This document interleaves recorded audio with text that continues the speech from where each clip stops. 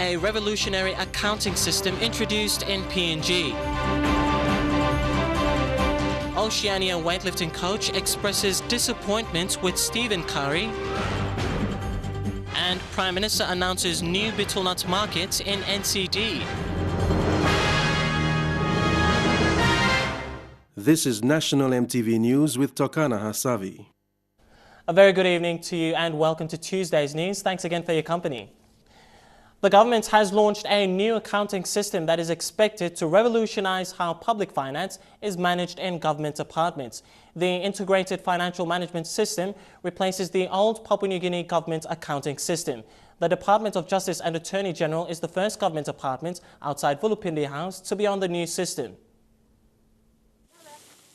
Too often, we hear of national leaders and government departments implicated for mismanagement of public funds or failure to submit financial reports. The new Integrated Financial Management System, or IFMS, is said to alleviate some of these issues. Andreas Rabin from the IFMS project team said it is important for a growing nation like PNG to have a true accounting system to back the views and the future direction of the government. In order to achieve this, the IFMS brings budgeting from the Department of Treasury and accounting from the Department of Finance to give control back to the departments to control their finances. Before, the PGAS system was located in each government department and it was like a standalone system. This is a centralised government system, so it allows the Department of Finance to get a good view across all of the departments in real time. So before, departments needed to carry their data to the Department of Finance and that needed to be loaded. In these days, it's automatic. As soon as they enter the data, it's real time into the one database. It also allows the departments to print reports, financial statements, warrants, all that information instantly. It also allows government departments to start executing their warrants as soon as Treasury releases them. So before, government departments had to go and pick up the warrant, bring it back, and then type it into the old system. Now the warrants get released and automatically within seconds, the department has access to those warrants to start spending money. It makes everything very transparent. Nothing gets processed through the system without everyone knowing it. Secretary of the Department of Justice and Attorney General Dr. Lawrence Kalinoy said the system at the department is now live and he hopes it will cut costs and ease access to generating the financial accounting information they want. That's why we were keen to actually have a system like this. It gives us greater transparency, greater visibility in terms of accountability for the money that we receive from the government to manage on behalf of our people in this country. Dr. Nangan then handed over the first IFMS check that was run from the department. The IFMS project team said it is looking at rolling out the system to 18 departments this year, with the rest of the other departments in the following year. But plans include extending the implementation of IFMS further out to the provinces, the districts, and down to the local level governments. Delhi Bagu, National EMTV News. The Lands Department was set up to manage state land leases only. However, it was not set up to manage the unique challenges that come with customary land. The National Research Institute is working with the PNG government to find an alternative system to manage customary land and issue customary land leases. A land system, they say, that empowers customary landowners. Papua New Guinea's unique customary land system continues to be an unsolved puzzle for the country's development. With a bulk of the country's land under customary ownership and a diminishing availability of state land, the country is at a crossroads. We have a choice in this country, whether we allow the state to alienate more customary land or we allow customary landowners to own. Or in other words, we empower customary landowners to own their own land but allow a system through which they can lease. The National Research Institute believes that customary land must remain under customary landowners. NRI officially is here to empower customary landowners, but will not facilitate alienation of customary land by the state, because the state has shown that it does not have the system and the process to efficiently administer the 3%. And we believe that customary landowners in this country should not surrender the 97% to the state. NRI is working on an ambitious program to bring customary land into the formal system. Currently, the program is based within the National Lands Department. Should it remain with the Lands Department, or should it have its own house? If it stays in there, how do we make that system work? Because we do not want customary land to be dealt with in the same way as the state land. Sarah Aupong, National EMTV News. While some markets in Port Moresby are seeing small parts of their facilities refurbished, others are being entirely reconstructed. The Kari market in Moresby South was officially opened today following a total reconstruction of all its market facilities. Kari Market is one of the oldest traditional trading areas for Papuan villages. It was once a gathering spot for all Motuan villages and played host to the famous iwi trade in the past. But over the years, the market has lost its traditional value. Prime Minister, this market has a traditional relationship between the people of Central Province and the Motukoi Tapuans and the people of Moresby South. It's a long-term relationship before independence. At the official opening today, vendors were challenged to take ownership of the market and use the facility to earn an income. Kari is the second market in Moresby South to see a total reconstruction of its facilities, which are now able to last for over 30 years. Mas thinking lo history lo desa market na name lo desa market. Emi no market lo Moresby South dasol. Market lo city lo yumi capital city na. More importantly, market lo Central Province na antap lo desa whole of Papua New Guinea or style lo desa market. The market was constructed at the cost of 7 million kina, of which 5 million came from the national government and 2 million from the local MP and the NCD Governor's District and Provincial Support Improvement Program funds. It has over 30 stalls and is part of the government's push to give a facelift to government facilities in the country. Mitla thank you Lord, tripla because Oceania market lo mitla finish Oceania, mitla mamas. With the opening of this market, much emphasis was placed on restoring the Papuan tradition of trading amongst Papuan villages and the rest of Papua New Guinea. But there is also good news for vendors at Gordon's, Tokarara and Hola. These markets will be seeing refurbishments in the coming months. Tekla Gunga, National EMTV News. At last, the Prime Minister, Peter O'Neill, has announced to the citizens of Port Moresby that 3 areas of the city will be allocated to cater for betel nut vendors. One of them is near the refurbished Kari market, where a betel nut market will be built.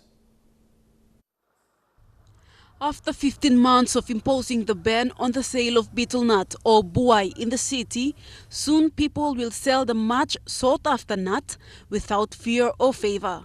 Prime Minister Peter O'Neill today announced the 3 areas where betel nut markets will be built. They are Gerehu, Hola and Kari.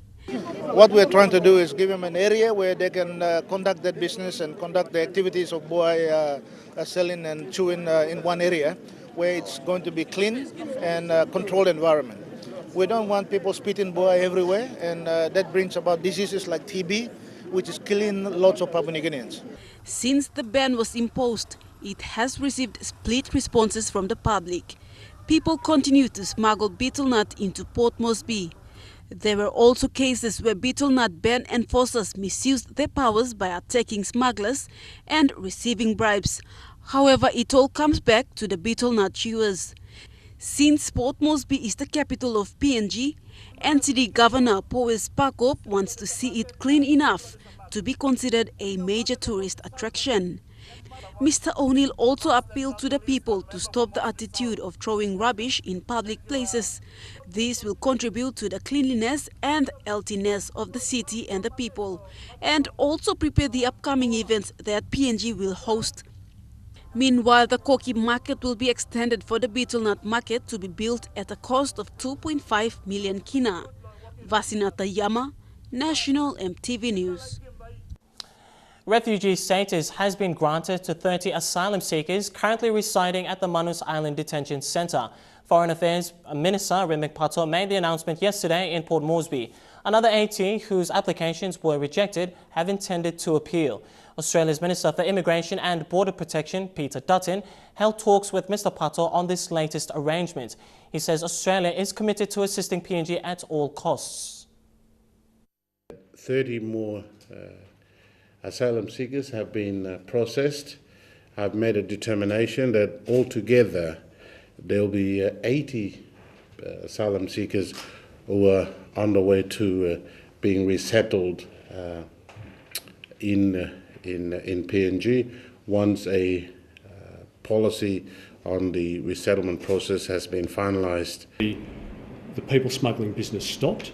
We want to see lives lost at sea a thing of the past, and that's why, from the Australian government's perspective, our position remains unchanged. Students in various schools in NCD welcomed the 2015 academic year yesterday with strong commitment to focus on learning. Students are optimistic that in pursuit of their studies, academic interest is a priority for them. UPNG journalism student Eric Harukma with tonight's EMTV News special report on what's been a surprisingly smooth start to the school year in NCD. This 2015 academic year has resumed as per the scheduled time of Monday 2nd February 2015. Like other schools in the country, schools within NCD resumed smoothly yesterday. Before 8 a.m., students attending various schools in NCD came prepared to officiate the opening of the school year. The first day of classes, so right now I'm in my year 11. I'm trying to do my best, prepare myself for next year. Students in their distinctive school attire gathered in numbers along pavements outside school classrooms waiting for the administration response for the assembly. They greeted each other, shook hands, and with laughter waited for an official announcement by the administration. Student leaders of the school welcomed the new and old and directed them to duty teachers who were confirming their names. They said doing two things coincidentally is a daunting task. Meanwhile, students from Port Moresby National High School in the nation's capital are preparing themselves for this 2015 academic year. However, they are optimistic that budgeting their time wisely will help a lot in their studies. Academic year this year, there's a lot of distractions, the 2015 Pacific Games that will disrupt school, but we're here. Port Moresby National High School is known for its academic excellence, so we're here to do our best, compete with the best schools in NCDN. In all the science subject, I decided to be on top of my work, so this could help me manage my time. Despite the lingering holiday fever, the resuming of this academic year marks a new chapter in the education curriculum. To set priorities right and achieve their predetermined goals and objectives, students have officially resumed classes today. Best shot in doing my studies and schoolwork. We will prepare for the year. As a newcomer, I'm very enthusiastic to learn more here. While schools in the country are benefiting heavily on the government subsidy from this tuition-free fee policy, they will be expecting larger students intake this year. To embrace and comply with Education Department policies, in January 2015, teachers have signed their summary duty resumption forms to officially resume their duties. Resumed duties last week. This academic year will be a challenging year for students because there will be extracurricular activities. Meanwhile, students are encouraged to take their studies seriously. Eric Arupma, National EMTV News. More stories coming up after the break, including Western Governor Ate Wabira's clarification on his arrest. Stay with us.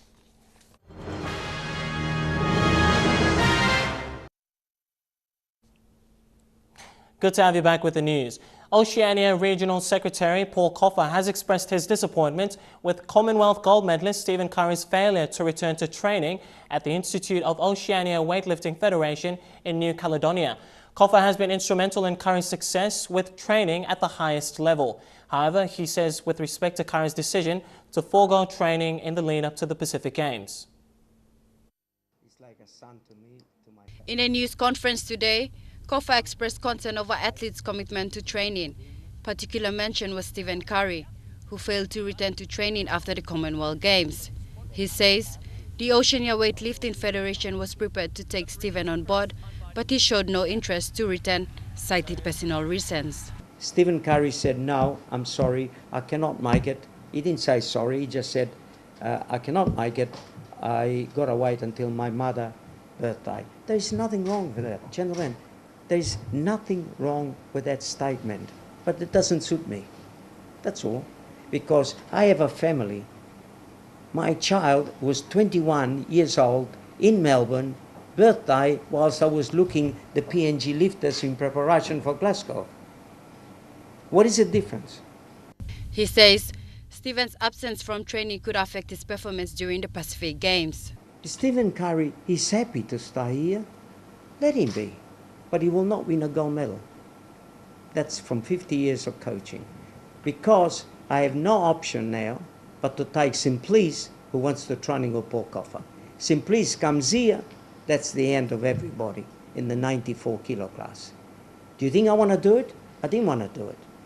But if they don't want to listen to me, they don't want to take my advice, then I have no option. I will not be prepared. The Institute is not prepared to wait for you and come in when you feel like. President of the PNG Weightlifting Federation said John Dawanuka respects Stephen's decision but encouraged him to be focused on his career as a sportsman.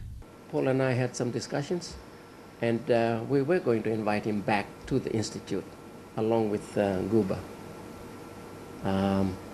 Decisions made. We respect the decisions that have been made, we'll leave it at that. Rafaela Kaure, National EMTV News. The Supreme Court today granted jailed Komomagarima MP Francis Potape liberty to file a fresh bail application. Presiding Judge and Chief Justice Sir Salamo Injia told the court that the bail application form was incorrect and that the grounds of application were insufficient. Salamo said that while the grounds of health reasons was sufficient, specifications on the good prospect of work done was shallow. Mr. Potape's lawyer will now have to file a new bail application. The case has been adjourned to the 12th of February. Lay's Angao CEO, Dr. Jim Abrahams, says plans to improve the country's only cancer referral facility is underway and construction should begin soon. Angao's cancer treatment facility is the only one in the country and it handles referrals coming from all the 4 regions of the country. Dr. Abrahams also raised concerns about treatment that needs to be improved in the country. For cancer treatment in the country, the concerns raised by Angao CEO Dr. Jim Abrahams isn't new. It has been an issue brought up in the past and continues to be an ongoing challenge for Papua New Guinea's health sector. Dr. Jim Abrahams explained the stark reality of treatment at the country's only referral for cancer. More equipment are needed to treat the disease. To treat most cancers effectively, we need to give them combination treatments. We need to give them radiotherapy, we need to give them chemotherapy, we need to give them blood transfusions and the backup that goes by it. Our staffing remains a critical issue, which we're trying to address. Radiotherapy, technicians, nurses, doctors, we're looking at all of those things in a systematic way. But remember, we're looking at decades of neglect here that we're trying to fix. The board and management of Angao have plans to build a bigger, modern facility to support the treatment of cancer in the country. And over here, our cancer centre, okay? Multiple buildings which will house clinics, it will house everything the cancer centre needs, plus... Angao is being upgraded. In the last 12 months, progress has been fast, aided by the state of emergency given by the government. They're air-conditioned, they have antibacterial panels, they have proper flooring, they have proper cleaning ways to clean them. and we are going to do everything we can to maintain them in a pristine condition. And it's a big challenge. Cancer cases in PNG have risen. For women, cervical cancer has become deadly. According to the Medical Research Institute, an estimated 1,500 women die every year. The alarming statistics and state of the cancer treatment facility at Angao has drawn support from the government and the PNG Cancer Society, but the facility needs more help. Bethany Harriman, National EMTV News, Lae. The Public Enterprise Minister, Ben Micah, said the PNG Power state of emergency is working out as planned. Minister Micah was in Lae today to talk to business houses as part of an information outreach on the SOE. He says the SOE was the last resort taken by the government to save PNG Power from its ailing state. At a luncheon in Lae today, Public Enterprises and State Investment Minister announced the progress of the SOE that has dragged into its fourth week. And I've also assumed responsibilities of the board. I can go into the board, I can go into the management, right down to the linesman and demand certain things to be done. The move taken by the government was to save the state-owned entity from falling into a financial crisis that has accumulated over the years. But the bid to fix the revenue problem for the state-owned company had triggered public criticism from various business houses, including the opposition. This emergency that has been declared is in general about the provision of electricity, but more focus on PNG Power. Why PNG Power? Because PNG Power provides 90% of the power in the country, and PNG Power is also continues to be a regulator because electricity is still a deregulated industry. Over the last 2 years, Lae City, the industrial city, was hit hard by frequent power blackouts. Today, the Morobe Governor, Kelly Naru, directed a list of questions to the State Investment Minister. Amongst the list, he asked for additional power sources to cater to Lae's power demands as the city continues to grow. We've, as you know, gone through problems in the past with the issue of power disruption, power blackout, and many issues affected with the supply and reticulation of electricity services. The minister's visit to Lae today clarifies the government's move of establishing the state of emergency on PNG Power, and that is to recover 138 million kina of outstanding power bills and also to punish those using power illegally. Edwin Fidelis, National EMTV News, Lae. And now we take a look at the finance news. The kina closed unchanged at $0.3815 in the interbank market. At Bank South Pacific, your kina was fetching $0.374, $0.4758 Australian dollars, €0.3267 euro, and 43.57 Japanese yen. Looking at commodity prices at New York close, gold closed higher, coffee and copper closed lower, while cocoa closed the day unchanged.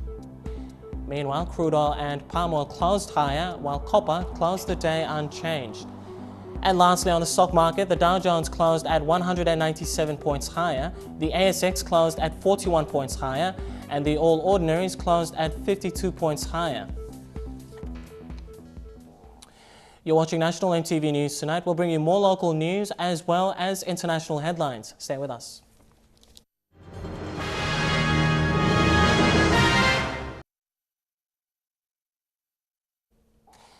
Welcome back. We now take a look at news making headlines overseas to the US. 2 days after she was found unresponsive in a bathtub in Georgia, Whitney Houston's daughter is fighting for her life. Messages of support are flooding in for the 21-year-old who remains in a medically induced coma. The light of late singer Whitney Houston's life. Tonight, fighting for her own life, her family revealing for the first time, saying she is surrounded by immediate family as they ask for privacy during this difficult time. Bobby Christina, the only child of Houston and singer Bobby Brown, reportedly needing a ventilator to help her breathe. 21-year-old female in the bathtub, face down. This weekend, Bobby Christina was found unresponsive in a bathtub. The incident report revealing a call about a drowning. Circumstances tragically similar to those surrounding her mother's death almost 3 years ago to the day, when Houston was also found unresponsive in a bathtub at the Beverly Hilton. A scene Bobby Christina witnessed firsthand. She told Oprah in 2012 she still felt Houston's presence. I can hear her voice, you know, in spirit talking to me and telling me, you know, keep moving, baby. You know, I'm right here. I got you. A mother's love needed now. I look to you more than ever. A blistering snowstorm has slammed America's northeast for the second time this week. A new record has been set in Boston. It's been the snowiest in the city's history.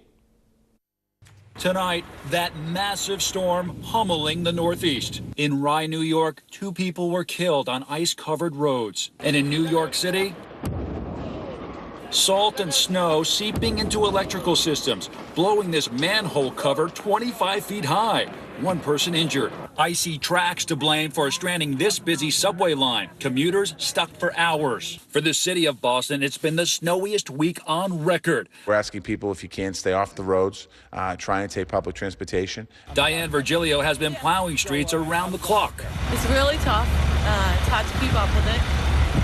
Just coming down too fast. Along the Massachusetts coast, high winds and waves continue to batter the already badly damaged homes in Marshfield and Situate.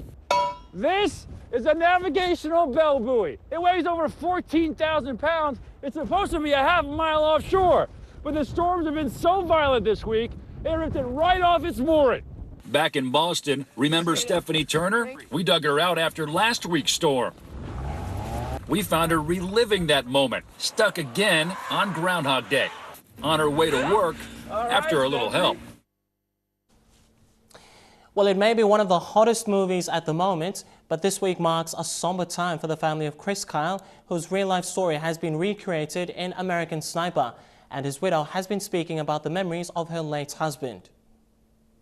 I got a military-age male. This morning, American Sniper dominating at the box office for a 3rd week in a row, now the highest-grossing war movie of all time, and raking in the most money for a Super Bowl weekend ever. Hold on, I got a woman and a kid 200 yards out.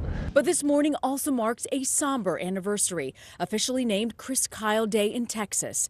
It is exactly 2 years since the most lethal sniper in U.S. history, portrayed by Bradley Cooper in the film, was murdered. Babe, come home, okay?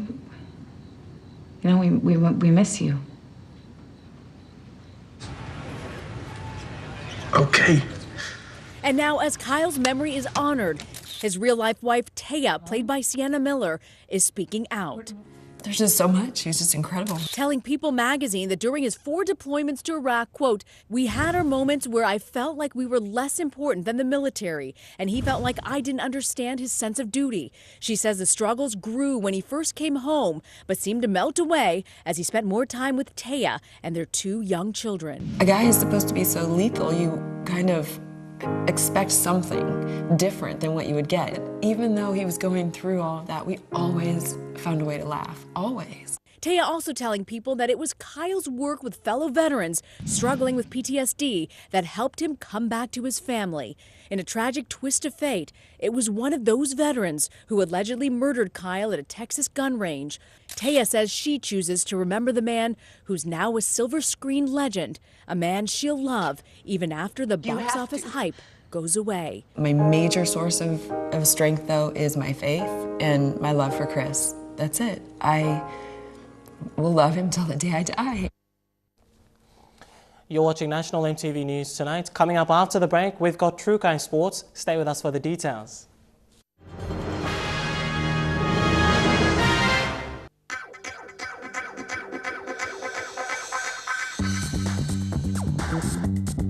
True Crime Sports.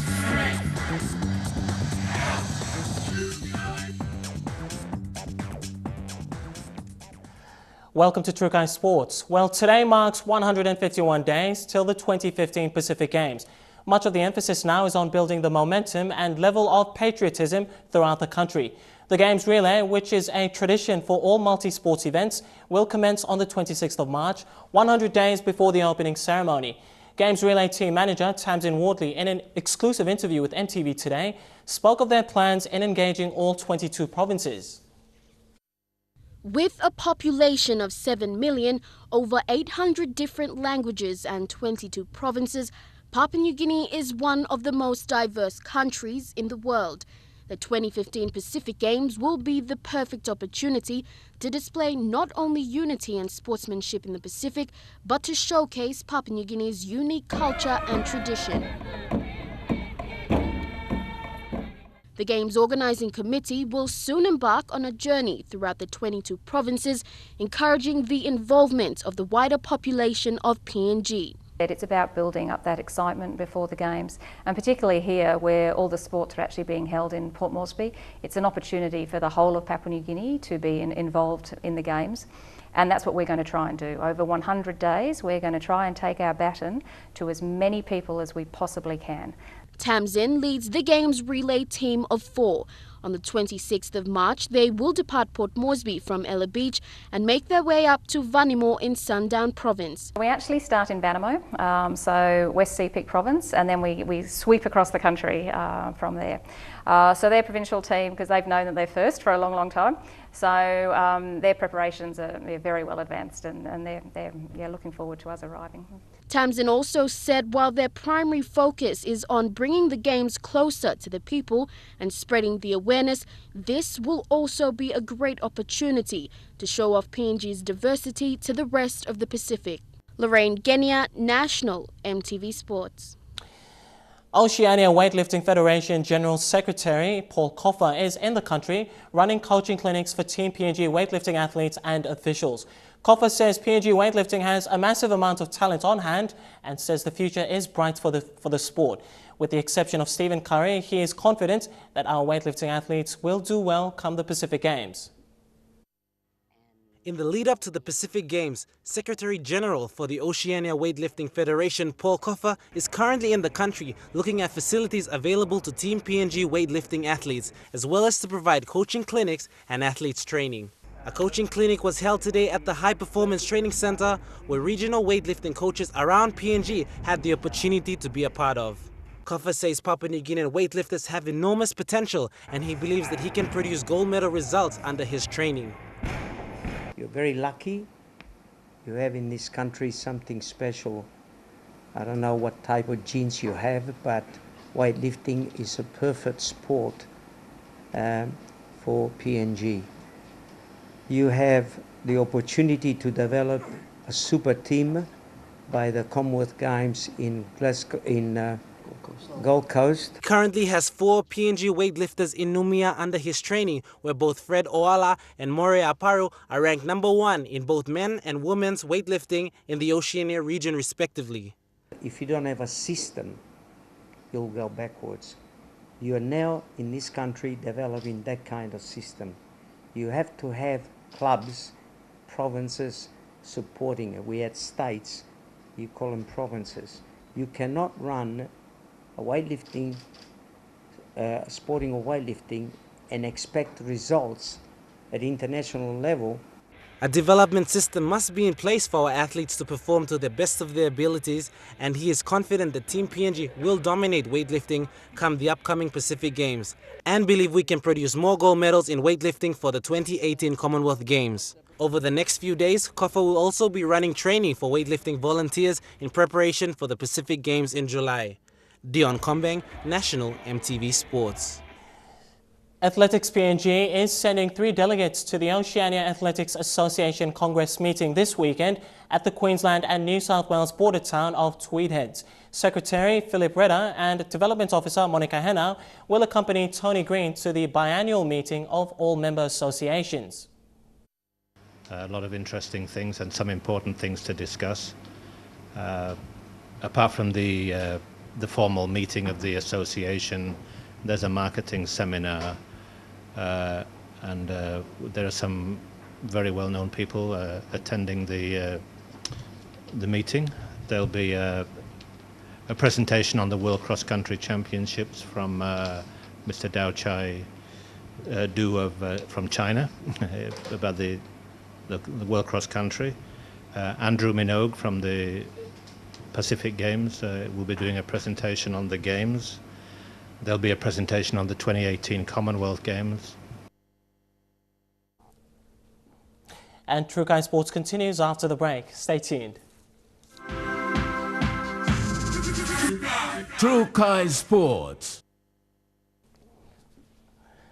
Good to have you back with True Kai Sports. Madang has returned to the National Soccer League competition with an impressive 1-1 draw with Manus Admiralty over the weekend. Madang's club chairman Kevin Murray says the game brings a whole new level and Madang is set to face the big guns in the business. Residents of Madang flocked to Laiwadan Oval over the weekend to witness Madang FC